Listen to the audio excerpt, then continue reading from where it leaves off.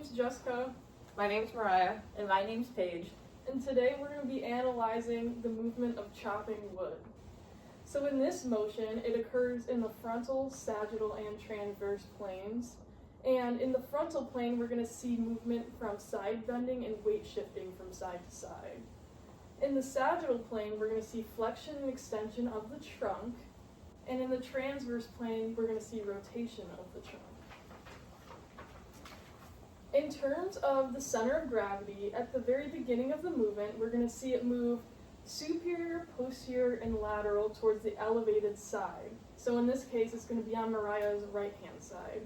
And then as she moves through the motion, the center of gravity is going to move inferior and anterior along the diagonal, so that when she ends the motion, it's going to be inferior, anterior, and lateral towards the depressed side.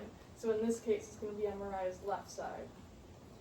For the base of support, it's going to consist of her 2 feet on the ground from the beginning until the very end, and then once she makes contact with the piece of wood, then her base of support is going to expand to include her hands as well.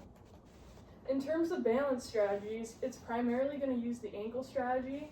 So as she comes forward anteriorly, her plantar flexors are going to activate and prevent her from coming too far anteriorly.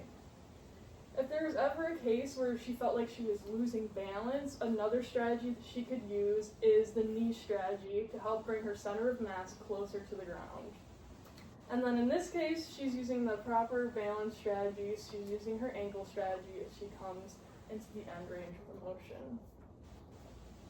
So in terms of stability, the core, glutes, calves, and the rotator cuff muscles are going to provide the most stability for this movement. The core is going to provide support for the trunk during rotation and maintaining that upright posture. The glutes and the calves are going to help from keeping her from falling during that rotation. And then the rotator cuff muscles are going to help stability for the shoulder when she's coming down through that movement to help the arms swing at a controlled motion. The core, glutes, and the rotator cuff muscles are basically providing proximal stability for distal mobility in this case, and then the calves are going to help control that ankle strategy. So going into the overall impression, at the beginning of the motion, the trunk and the hips are going to be in a more extended position, and the anterior musculature is going to help contract to ensure that she does not extend too far posterior and fall out of her limit of stability. So those muscles would be the abdominals, quads, and the tibialis anterior. And then as she begins to move and come into that end range position of chopping the wood, the posterior musculature is going to help begin taking over, which would be like the paraspinals, the glutes, the hamstrings, and the gastroc. And that's going to help control the motion to ensure that she does not extend too far forward and then fall again out of her limit of stability. So to summarize our overall impression of postural adaptability, during the back swing of the motion, the abs, quads, and tib anterior are going to eccentrically control the motion posterior to ensure that I stay within my limit of stability. And as I begin to swing anteriorly, these muscles will initiate the motion by contracting concentrically.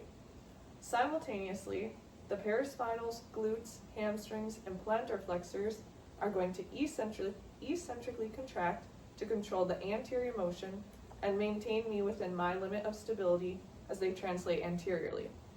And then at the shoulder, the posterior rotator cuff and deltoid are going to concentrically contract on the backswing of the motion to bring the arms into flexion, and as I begin to swing, the lats and pecs are going to concentrically contract to bring my arm downwards. And at the same time, the posterior rotator cuff and deltoid are going to be contracting eccentrically to control the descent of the shoulder downward. Thank you for watching.